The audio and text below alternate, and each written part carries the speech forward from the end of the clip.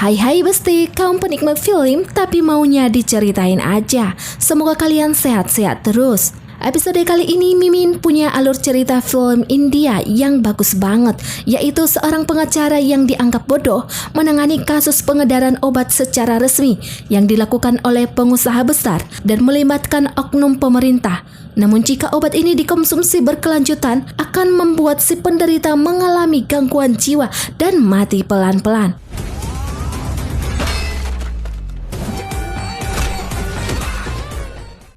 Film ini berjudul Ravanasura, rilis tanggal 7 April 2023. Film dibintangi aktor besar seperti Ravi Teja, Daksha Nagarkar, Susan, dan nama besar lainnya. Baiklah besti, langsung aja kita bahas alur cerita film India Ravanasura 2023 di Lonceng Film.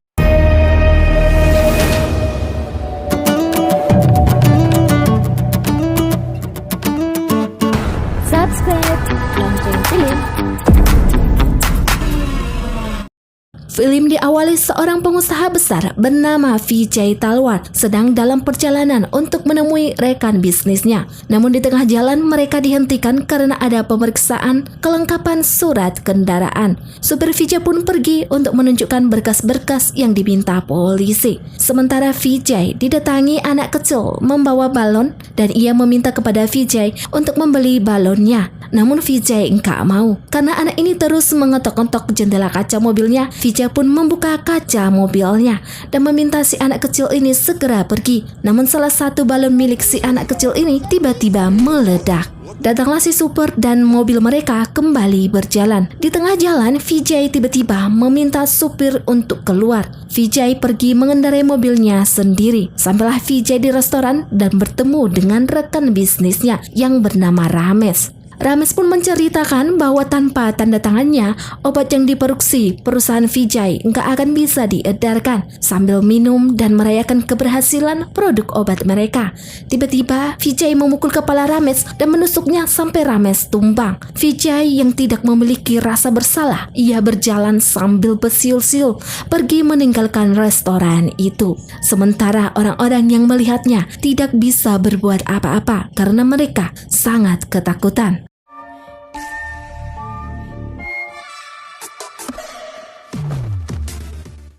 Keesokan hari ada kasus persidangan antara pengacara Kana Laksmi dan pengacara Fardhan. Di sini Kana Laksmi sedang menunggu pengacara juniornya untuk membawakan saksi dalam persidangan kelima ini.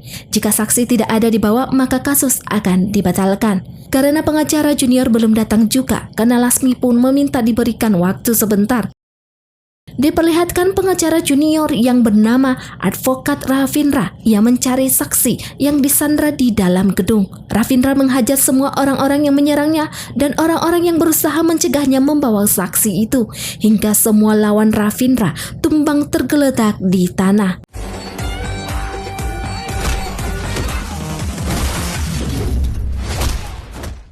Lalu Ravindra membawa saksi yang diminta Kana Laksmi dalam persidangan itu. Kana Laksmi pun terkaget karena Ravindra salah membawa orang.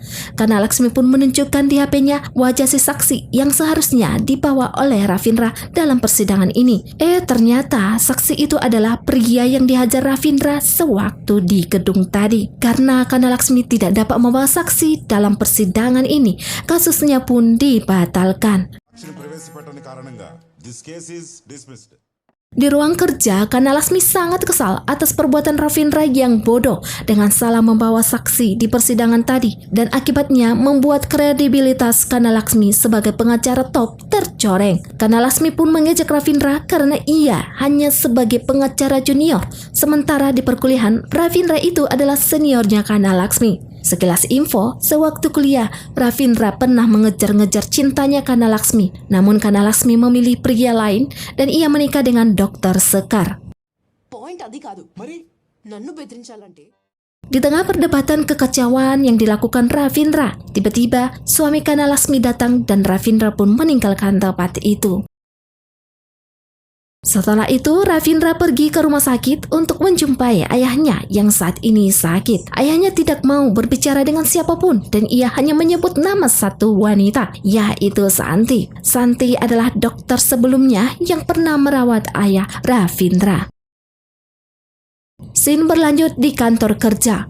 Tiba-tiba Ravindra dan Babuji melihat seorang gadis cantik bernama Harika sedang berdiri di ruang tamu kantor mereka. Ravindra, si pria playboy, langsung menyukai Harika dan ia langsung menanyai Harika atas apa yang ia lakukan di kantor mereka. Harika menceritakan bahwa pengacara Kana Laksmi baru saja menolak permintaannya untuk menangani kasus pembunuhan yang dialami ayahnya. Lalu Harika menunjuk ke TV bahwa itu adalah ayahnya. Secara spontan, Ravindra langsung mengatakan bahwa orang yang telah melenyapkan ayah Harika itu harusnya dihukum 2 kali karena ia telah menusuk 2 kali ayahnya. Harika pun mengatakan bahwa sebenarnya ayahnya bukanlah yang dibunuh, melainkan ayahnya lah yang membunuh. Ravindra dan Babuji terkejut mendengar itu. Namun Harika meyakinkan Ravindra bahwa pelakunya bukanlah ayahnya.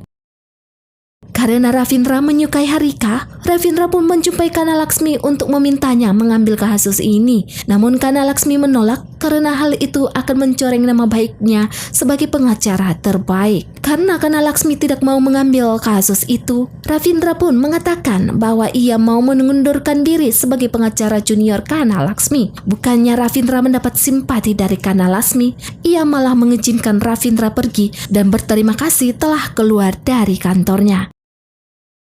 Lalu Ravindra meminta foto selfie sebagai kenang-kenangan untuk mereka. Akan tetapi, Ravindra malah ingin mencium pipi Kana Laksmi. Dengan bukti foto ini, Ravindra mengancam Kana Laksmi akan membeberkan rumor perselingkuhan mereka. Pada akhirnya, mau tidak mau Kana Laksmi mengizinkan kasus Harika ditangani Ravindra.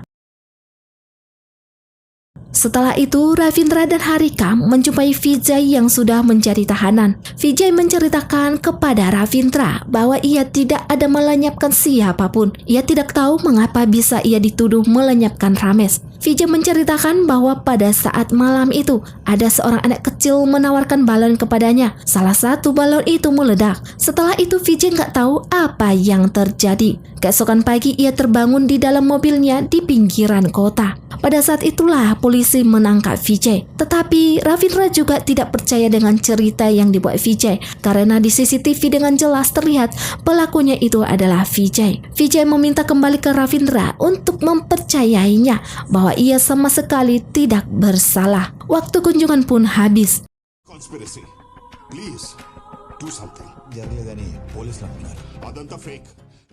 Lalu Ravindra memberikan solusi kepada Harika bahwa satu-satunya cara untuk mengurangi hukuman ayahnya yaitu ayahnya harus berpura-pura mengalami gangguan jiwa. Mendengar itu, Harika marah dan kesal karena ayahnya masih normal.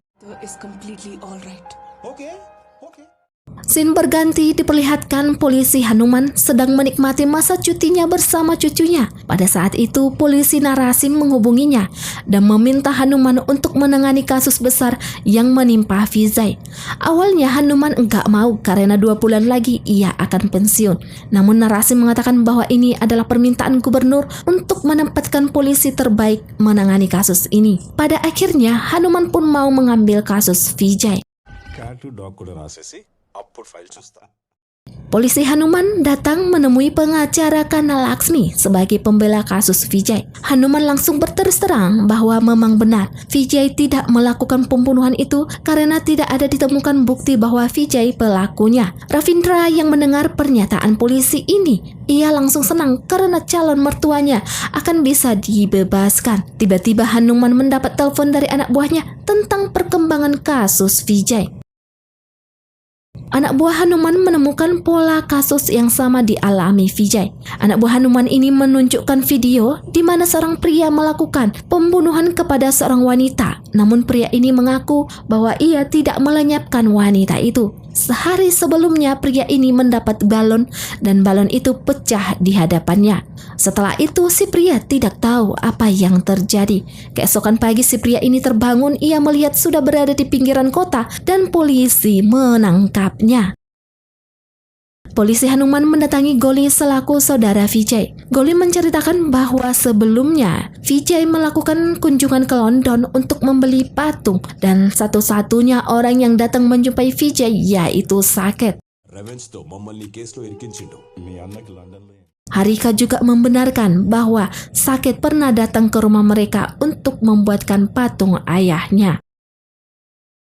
Polisi Hanuman diam-diam mendatangi rumah Saket. Hanuman langsung meminta Saket untuk berterus terang apa motif dia melakukan pembunuhan kepada semua orang. Ketika Saket mau melarikan diri, tiba-tiba datanglah anak buah Hanuman dengan menodongkan senjata. Namun dari belakang, Goli datang. Ia mengeluarkan senjatanya dan menodongkannya kepada anak buah Hanuman. Hanuman yang melemparkan botol ke senjata Goli itu melukai tangan Goli. Namun pada akhirnya, Goli berhasil membawa Saket pergi dari tempat itu. Lalu Saket mengantarkan Goli ke kantor polisi. Goli bertemu dengan polisi Narasim dan tanpa basa-basi, Goli langsung menembaki Narasim sampai dia tidak bernyawa. Lalu Goli melarikan diri bersama Saket. Sesampai Goli dan Saket di rumah, Goli membuka topeng wajahnya dan ternyata Goli itu adalah pengacara Ravindra. Keesokan pagi, polisi menangkap Goli di pinggir kota. Polisi memaksa Goli untuk berterus terang atas pembunuhan yang ia lakukan kepada Inspektur Narasim. Namun Goli mengatakan bahwa ia tidak ada menghabisi Inspektur karena di malam hari itu dia sedang berada di pesta ulang tahun putrinya. Namun ada salah satu balon meledak di depannya dan setelah itu ia terbangun di pinggiran kota, lalu polisi menangkapnya. Diperlihatkan polisi Hanuman mendapatkan informasi tentang Saket bahwa Saket adalah lulusan teater dan pembuat film di Universitas Newark. Dan saat ini Saket bekerja sebagai ahli makeover artistik atau porestetik, di mana Saket bisa membuat riasan wajah seseorang persis mirip dengan aslinya. Proyek Saket saat ini pembuatan film di mana aktor utamanya telah meninggal dan untuk menggantikan aktor ini diambillah orang lain. Lalu Saket melukis topeng yang persis mirip wajahnya dengan aktor yang telah meninggal itu. Scene kembali 6 bulan sebelumnya. Ravindra bertemu dengan Saket dan Saket menceritakan pekerjaan yang ia lakukan di dunia perfilman dengan membuat topeng artis. Ravindra yang mendengar pekerjaan Saket, ia sangat tertarik dan hal itu menjadikan mereka sangat dekat seperti saudara. Suatu hari Saket dan pacarnya bernama Janu datang menemui Ravindra untuk menceritakan bahwa mereka mau menikah. Lalu mereka merayakannya dengan minum-minum hingga Saket mabuk dan tak sadarkan diri. Sementara Janu telah tidur di rumah Ravindra. Kemudian Ravindra datang menjumpai Janu dan menutup mulutnya sampai ia pingsan.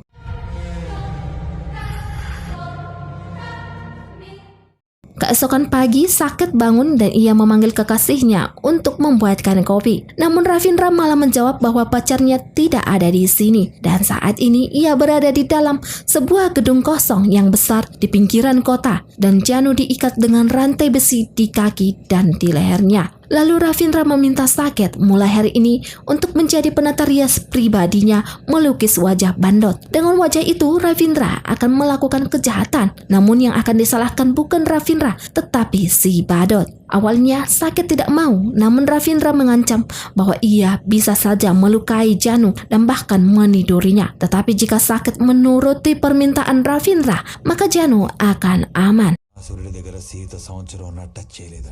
Scene kembali ke masa sekarang. Polisi Hanuman datang menjumpai Ravindra di kantornya. Hanuman melihat bekas luka di tangan Ravindra. Lalu Hanuman menanyakan dari mana Ravindra tadi malam. Ravindra pun menjawab bahwa Anda tidak akan pernah tahu saya berada di mana tadi malam. Lalu Hanuman mengancam Ravindra akan memenjarakannya. Tetapi Ravindra dengan percaya diri mengatakan kepada Hanuman bahwa untuk menangkapnya diperlukan bukti. Jika tidak, maka Ravindra akan mempidana balik ke Hanuman. Ketika Hanuman mau kembali ke mobilnya, ia melihat dari jendela wajah Ravindra yang tertawa bahagia tanpa ada rasa bersalah atas orang-orang yang telah dihabisinya.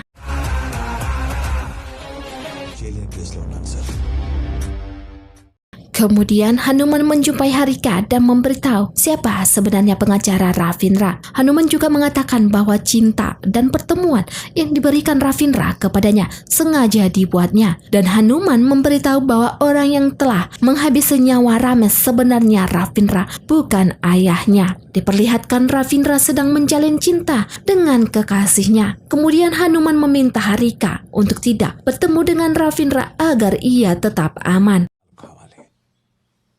అప్పటి వరకు Tanpa sepengetahuan Ravindra, Harika menyelidiki siapa sebenarnya Ravindra. Perusahaan Harika pun mensponsori kantor pengacara Ravindra. Namun di balik tujuan ini, Harika ingin mencari identitas asli Ravindra yang mengetahui perusahaan Harika mensponsori kantor mereka. Ia langsung tahu bahwa Harika sudah mencurigainya. Lalu Ravindra menghubungi Saket untuk melukis lagi. Di malam hari, Ravindra datang menjumpai Dr. Sekar atau suami Kana Lasmi. Di situ, Ravindra dan Dr. Sekar sedang minum-minum. Kedatangan Ravindra di sini untuk meminta Sekar membantunya memberikan jaminan kepada ayah Harika. Dengan begitu, Harika akan menjadi milik Ravindra. Di tengah percakapan itu, Ravindra terus-menerus memberikan minuman kepada Sekar sampai Sekar mabuk dan ia tak sadarkan diri. Lalu Ravindra mengambil HP Sekar. Lewat HP Sekar, ia mengirimkan pesan kepada Harika untuk tidur bareng dan kata-kata "aku mencintaimu". Di akhir chat, Ravindra meminta mereka bertemu besok. Diperlihatkan wajah Sekar sedang dilukis. Di malam harinya, Sekar datang menjumpai Harika dan meminta Harika untuk tidur bersamanya. Lalu Harika berteriak memanggil penjaga rumahnya. Namun mereka semua tumbang dihajar Sekar. Harika pun lari ke kamarnya. Namun Sekar mengikutinya. Lalu Sekar membuka topengnya dan ternyata itu adalah Ravindra. Lalu Ravindra memeluk Harika dan berkata, "Ayo baby, kamu sudah lama di dalam fantasiku dan saatnya kita bersenang-senang." Harika yang gak bisa melawan kuatnya Ravindra, ia pun tergeletak di tempat tidurnya. Lalu Ravindra membuka bajunya. Beberapa saat kemudian Ravindra memeluk Harika dan ia menggorok Harika hingga nyawanya habis. Ravindra pun pergi meninggalkan Harika yang telah tewas. Keesokan pagi, Kana Laksmi menelpon polisi karena suaminya tidak pulang ke rumahnya satu malam ini. Tiba-tiba, Sekar kembali ke rumahnya. Kana Laksmi menanyakan dari mana saja tadi malam, mengapa tidak pulang dan HP-nya mati. Lalu Sekar mengatakan bahwa ia ke tempat pertanian, tempat sekerjanya, dan di sana mereka minum-minum dan ia tertidur. Tiba-tiba datanglah beberapa polisi menangkap Sekar atas kasus pemerkosaan dan pembunuhan Harika. Sekar pun terkaget dan ia mengatakan bahwa tadi malam ia tertidur setelah acara pesta dan ia terbangun di pagi hari di pinggiran kota. Lalu polisi mengatakan bahwa ada dua saksi yang melihat perbuatan Sekar kepada Harika dan polisi juga menemukan bukti chat Sekar dengan Harika. Pada akhirnya Sekar pun dibawa ke kantor polisi. Sementara Ravindra, ia berpura-pura sedih karena gadis yang ia sukai telah tewas. Don't create a scene here. Please cooperate with us. Please. Ravindra sedang menunggu hasil otopsi Harika. Lalu datanglah polisi Hanuman menjumpai Ravindra. Hanuman langsung berterus terang bahwa Ravindra telah melewati batas, tidak hanya sebagai pembunuh namun sebagai pemerkos wanita. Hanuman berjanji akan memasukkan Ravindra ke penjara karena akan ditemukan bukti 100 DNA Ravindra pada Harika. Lalu Ravindra menjawab bahwa sidik jari Sekar ada dalam barang bukti dan juga rambut Sekar ada di tubuh Harika. Dan tidak hanya itu, sperma Sekar juga ditaburi Ravindra ke tubuh Harika. Dengan begitu, Sekar akan terkena pasal 307, 456, dan 122 kata Ravindra. Scene berganti, Ravindra kembali ke rumahnya. Saket langsung marah pada Ravindra karena ia telah terlalu jauh memperkaos dan membunuh Harika. Saket tidak ingin melanjutkan permintaan Ravindra lagi. Namun Ravindra malah mengancam bahwa ia bisa saja melakukan hal seperti itu kepada Janu yang sedang dalam tahanan Ravindra. Ravindra pun mengatakan ke Saket bahwa kekasihnya itu akan tetap aman jika Saket mau menuruti permintaannya. Ravindra juga berjanji akan memberikan video call dengan Janu sebagai perayaan ulang tahun Janu.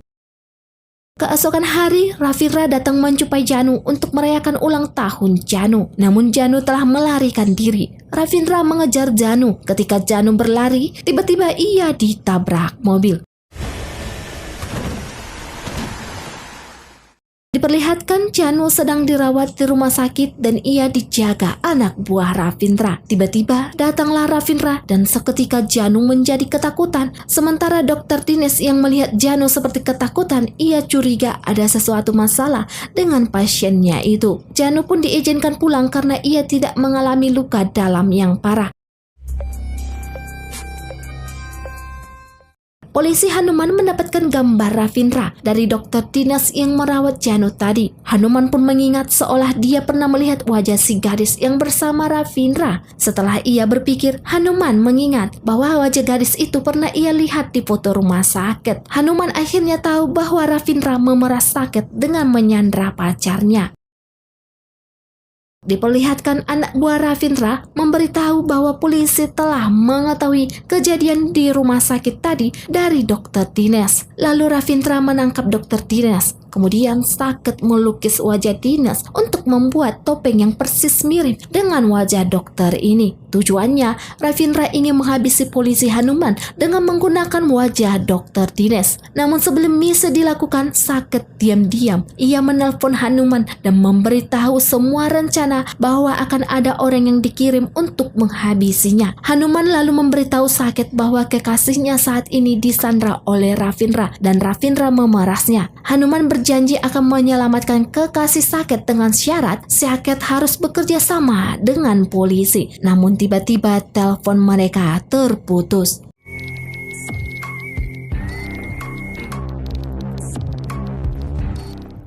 Lalu datanglah Ravindra yang menggunakan wajah Dr. Dinesh ke ruangan Hanuman untuk menghabisi nyawa polisi Hanuman. Tembak-menembak pun terjadi di dalam ruangan itu. Lalu Dr. Dinesh lari dan dari belakang Hanuman menembak Dr. Dinesh dan Dr. Dinesh pun tumbang. Hanuman menarik wajah Dinesh untuk membuka topengnya. Namun ternyata yang ditembak Hanuman itu bukanlah Ravindra, melainkan Dr. Dinesh asli. Semua telah diatur Ravindra bersama temannya. Sewaktu Ravindra masuk ke dalam ruangan itu, tembak-menembak terjadi. Namun ketika Ravindra yang menyamar jadi Dinesh lari dari ruangan, disitulah datang Dr. Dinesh dan pada akhirnya Dr. Dinesh lah yang tewas.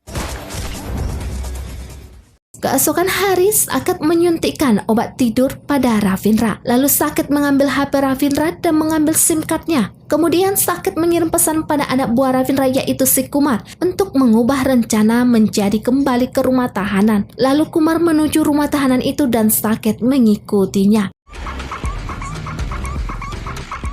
Kemudian Sakit menghajar Kumar dan meminta kunci borgol rantai di kaki Janu. Namun Kumar malah melemparnya keluar. Lalu Sakit mengajar Kumar lagi sampai Kumar tumbang. Sakit pun menggunakan palu besar untuk membuka rantai di kaki Janu. Janu dan Sakit pun berpelukan bahagia karena Janu baik-baik saja dan masih bisa selamat. Ketika Janu dan Sakit hendak mau kembali, tiba-tiba Ravindra datang dan menarik rantai besi di kaki Janu dan Janu pun tergeletak di lantai. Sakit menghajar Ravindra. Ravindra yang begitu kuat, ia malah menghajar balik Sakit. Keduanya pun sama-sama kuat dan imbang. Hingga ada momen Sakit dihajar Ravindra dan Sakit tergeletak di lantai. Pada saat itu Sakit mengambil serpihan kaca dan ingin menusuk Ravindra. Namun Ravindra menggunakan pisaunya dan mengancam akan menggorok Janu. Lalu Ravindra meminta Sakit kembali bekerja dengannya. Pada akhirnya Sakit kembali mengikuti perintah Ravindra demi keamanan kekasihnya itu. Back to work.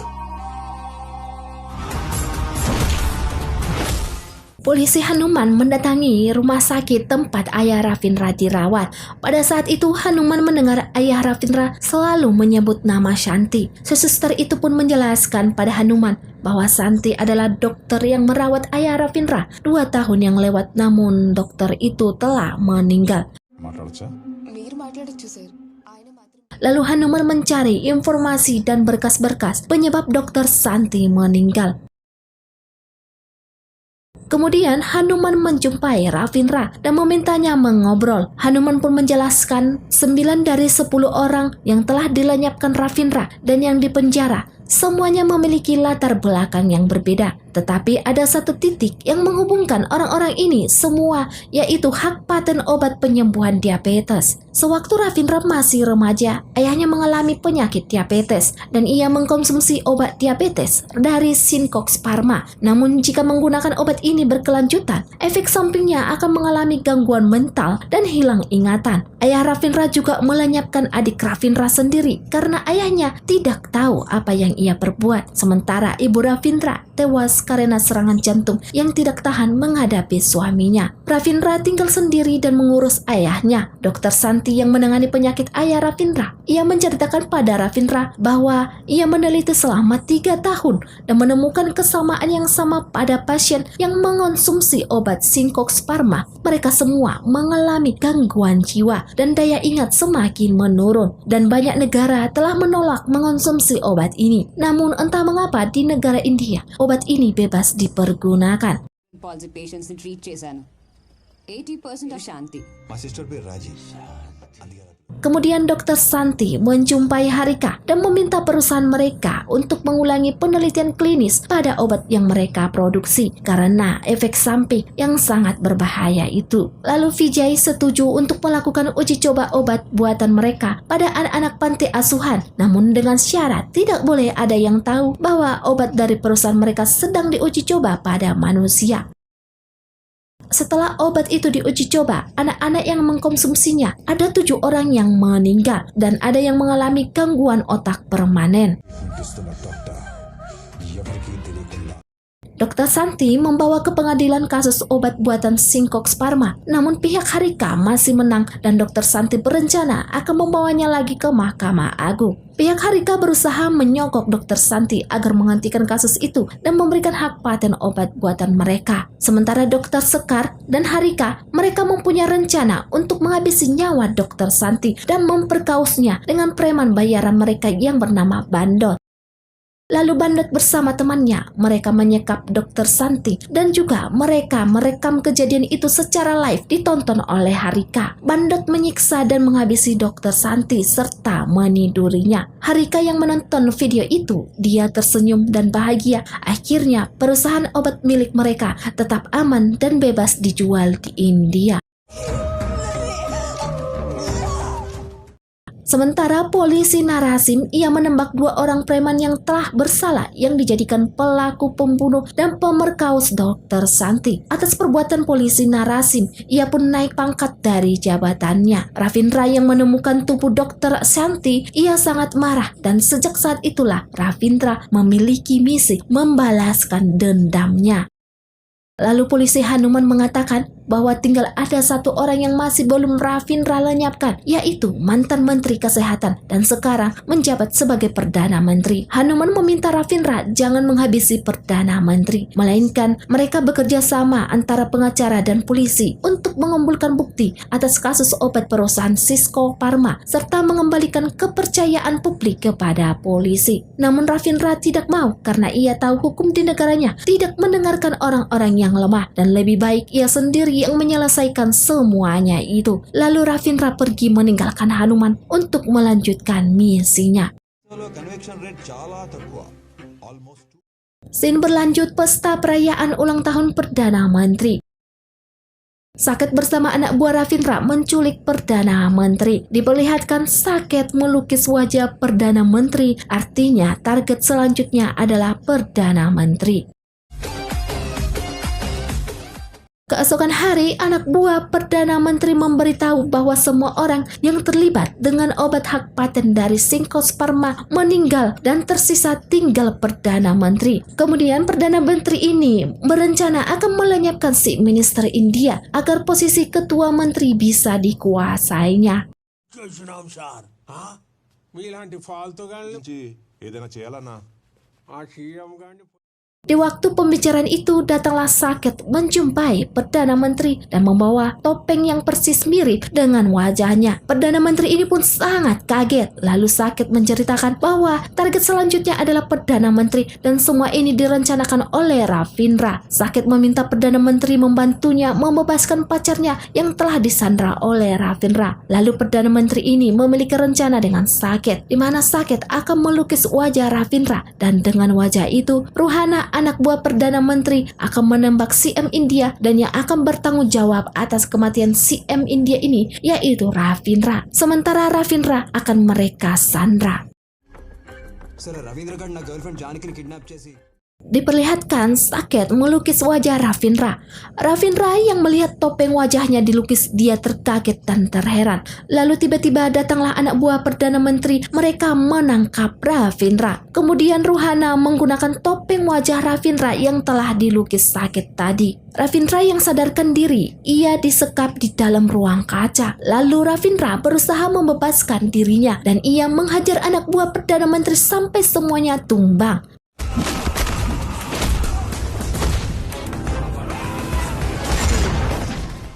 Diperlihatkan Ruhana yang menggunakan wajah Ravindra. Ia masuk ke dalam acara press conference Perdana Menteri dan CM India dengan rencana Ruhana akan melenyapkan CM India. Lalu Perdana Menteri memberikan kode kepada Ravindra untuk menghabisi CM. Ravindra mengarahkan senjatanya kepada CM, namun ia malah menembak Perdana Menteri. Seketika ada asap gelap dan Ravindra melarikan diri.